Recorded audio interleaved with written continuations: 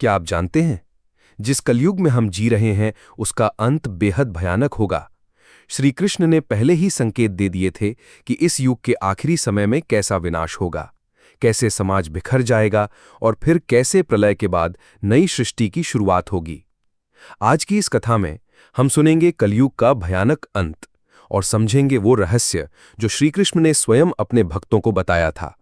लेकिन आगे बढ़ने से पहले आपसे एक सवाल है, क्या आपको लगता है कि कलयुग का अंत हमारे जीवन काल में ही देखने को मिलेगा? अपना जवाब हमें कमेंट में जरूर लिखें। और हां, अगर आप ऐसी ही दिव्य और दुर्लभ कथाएं सुनना चाहते हैं तो अभी इस वीडियो को लाइक करें और हमारे चैनल भक्ति मोटिवेशनल स्टोरी को सब्सक्राइब कर लीजिए।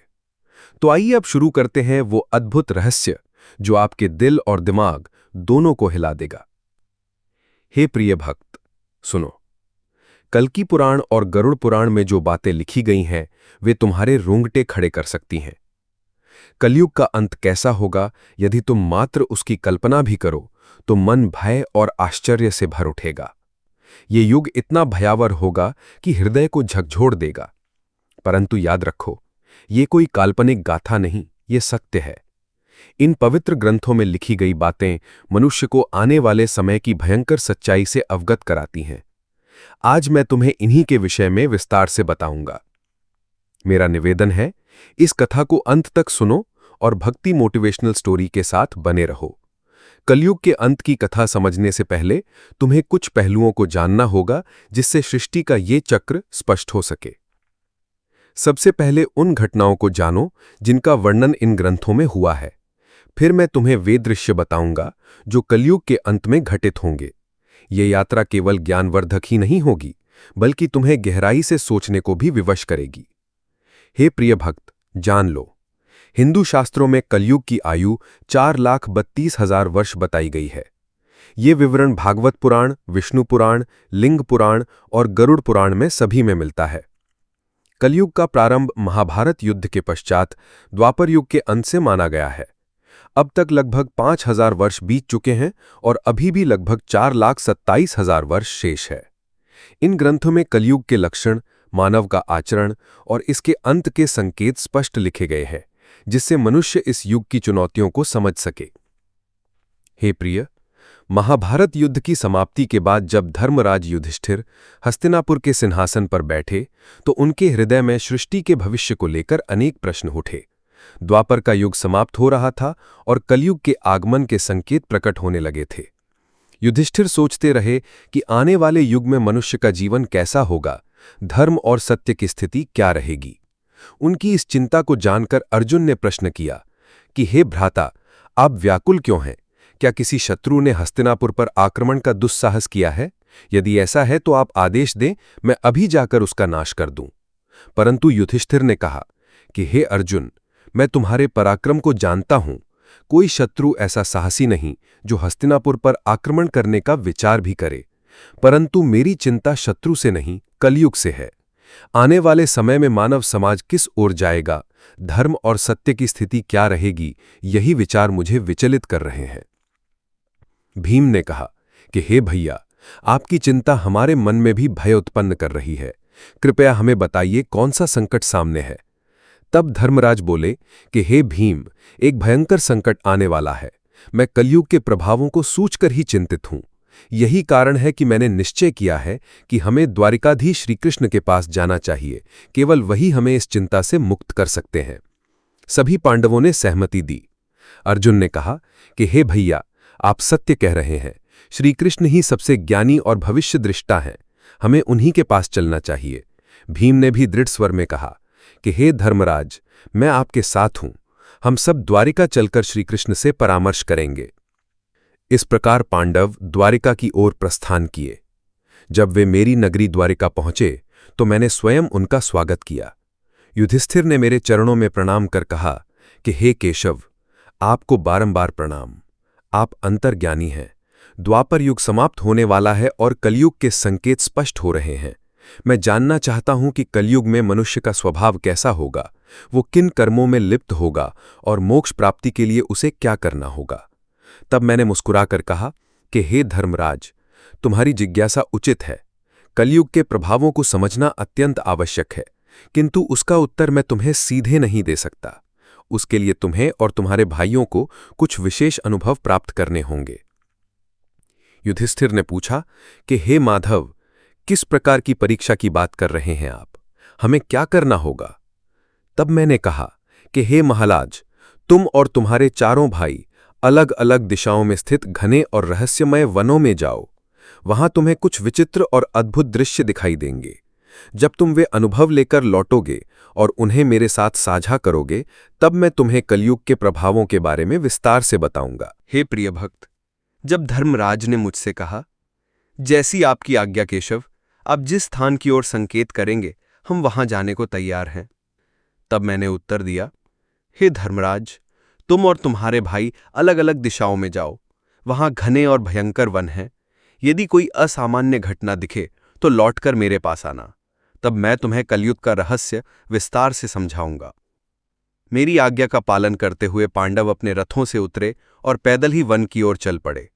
वातावरण शांत था, किंतु उसमें रहस्यमय गहराई छिपी हुई थी। वे पांचों भाई अलग अलग दिशाओं में गए ताकि अधिक से अधिक अनुभव प्राप्त कर सकें।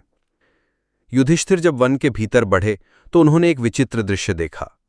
उनके सामने एक विशालकाय हाथी खड़ा था जिसकी 2 सूंडें थीं। वो दोनों सूंडों से पेड़ों को उखाड़ रहा था, मानो उसकी शक्ति का कोई अंत न हो।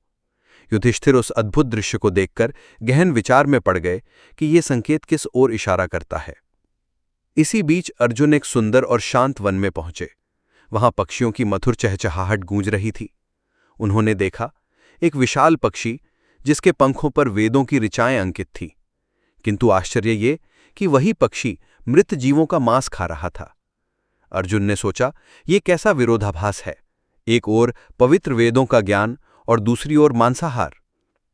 भीम भी अपने मार्ग पर बढ़ते हुए एक हरे भरे चारागाह में पहुंचे। वहां उन्होंने गायों का झुंड देखा। तभी उनकी दृष्टि एक गाय पर पड़ी जिसने बछड़े को जन्म दिया था। वो गाय अपने बछड़े को इतनी तीव्रता से चाट रही थी कि वो लहूलुहान हो गया। भीम ये दृश्य देखकर सोचने लगे कि ये कैसी ममता है जो अपने ही बच्चे को पीड़ा पहुंचा रही है।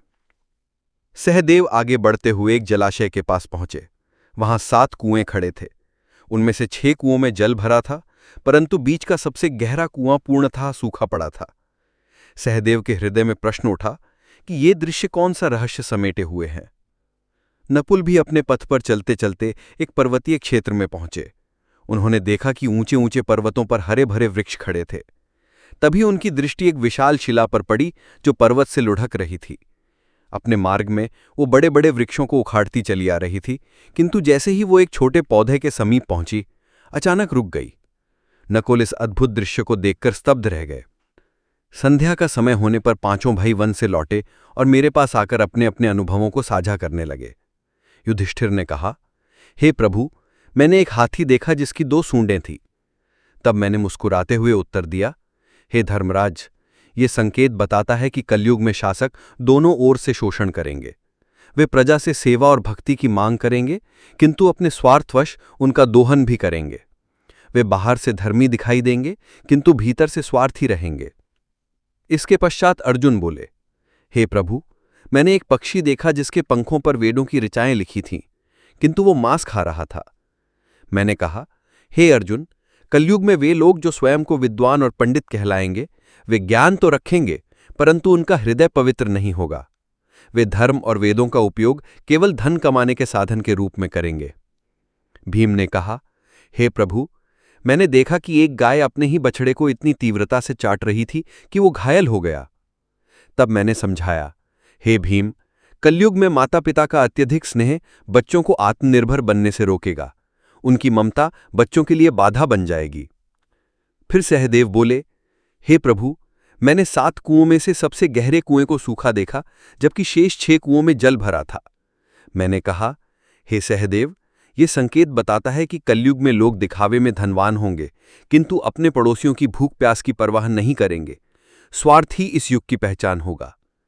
अंत में नकुल बोले, हे प्रभु, मैंने देखा कि एक विशाल शिला बड़े बड़े वृक्षों को उखाड़ रही थी, किंतु एक छोटे पौधे ने उसे रोक दिया। मैंने उत्तर दिया, हे नकुल, कलयुग में धन और सत्ता मनुष्य को पतन से नहीं बचा पाएंगे, किंतु भगवान का नाम और सच्ची भक्ति, जो उस छोटे पौधे की भांति है, मनुष्य को विनाश से बचा सकती है। प्रिय भक्त, गरुड़ पुराण में भी ऐसा ही एक प्रसंग आता है। मेरे प्रिय वाहन गरुड़ ने मुझसे प्रश्न किया, हे प्रभु, चारों युगों में सतयुग, त्रेता, द्वापर और कलयुग में कलयुग को ही सबसे भयावह क्यों माना जाता है? इसके अंत के क्या संकेत होंगे और ये युग कैसे समाप्त होगा? तब मैंने उत्तर दिया, हे गरुड़, कलयुग में अधर्म, स्वार्थ और पाप का बोलबाला होगा और इसके अंत समय में कुछ विशेष संकेत प्रकट होंगे जो सृष्टि के विनाश की ओर इशारा करेंगे। आओ, अब मैं तुम्हें उन 5 प्रमुख संकेतों के विषय में विस्तार से बताता हूं।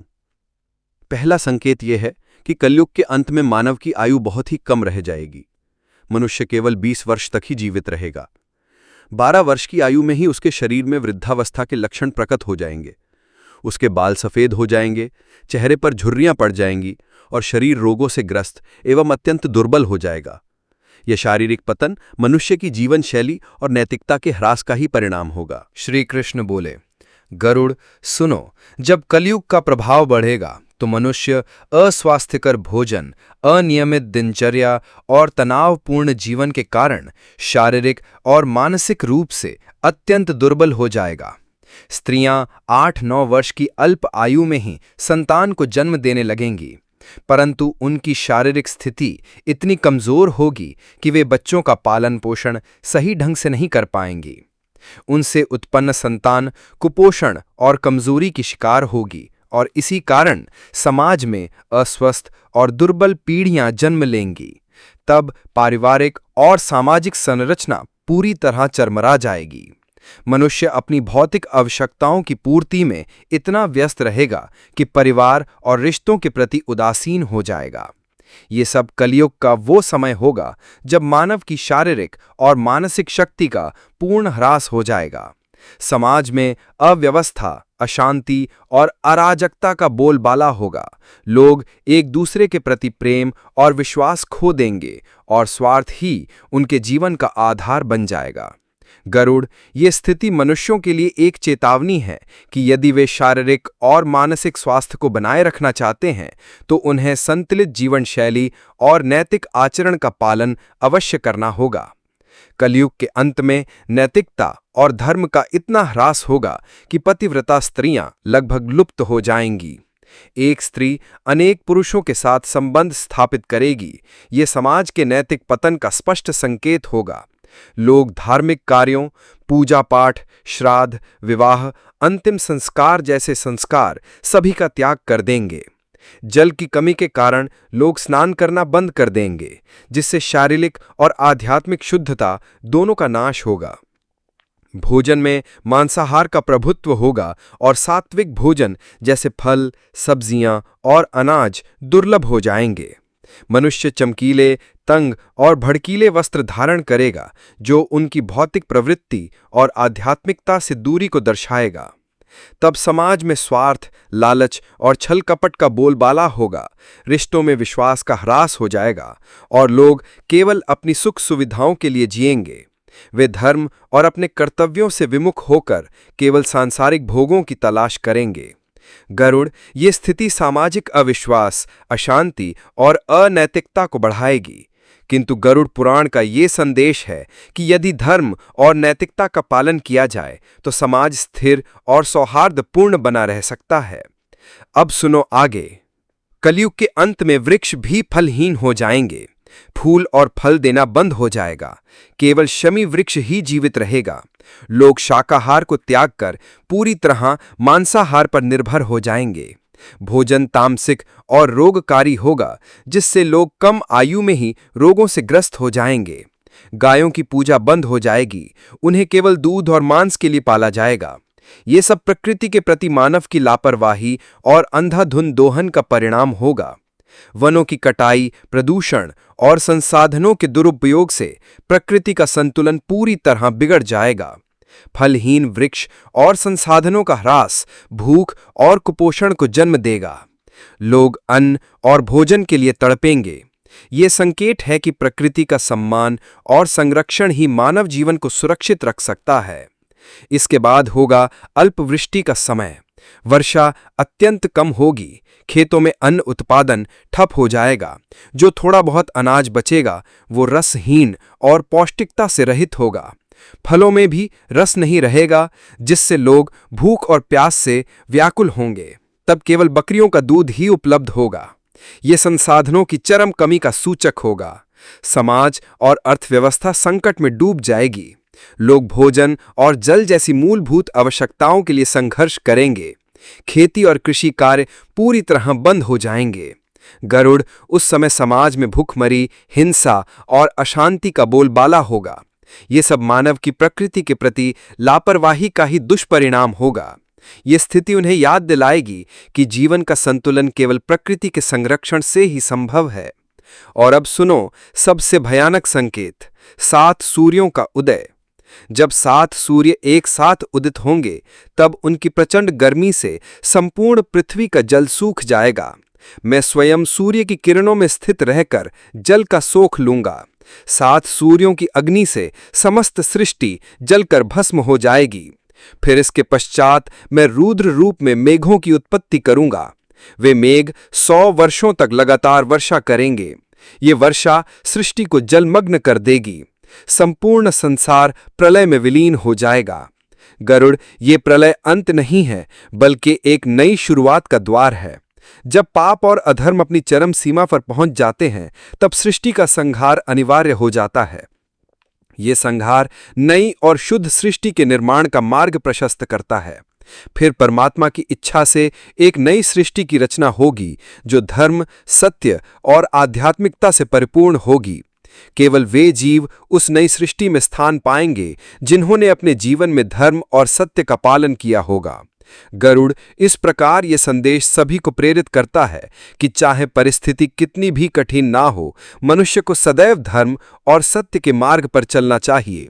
यही जीवन को सार्थक और मोक्षदायी बनाता है। तो भक्तों, ये थी श्री कृष्ण द्वारा बताई गई कलयुग के अंत की अद्भुत कथा। अब सवाल आपसे है, आपके अनुसार आज के समय में कौन सी सबसे बड़ी निशानी है जो बताती है कि हम कलयुग के अंतिम पड़ाव की ओर बढ़ रहे हैं? अपना विचार हमें कमेंट में जरूर लिखें। अगर आपको ये वीडियो ज्ञानवर्धक और रोचक लगी हो तो इसे लाइक करना ना भूलें। ऐसी ही दिव्य कथाएं सुनने के लिए हमारे चैनल भक्ति मोटिवेशनल स्टोरी को सब्सक्राइब करें और बेल आइकन दबाएं, ताकि अगली बार जब हम कोई नई कथा लेकर आएं तो सबसे पहले आपको मिले। फिर मिलते हैं अगली कथा में। तब तक श्री कृष्ण का नाम हृदय में बसाए रखिए और सत्कर्म के मार्ग पर चलते रहिए। जय श्री कृष्ण।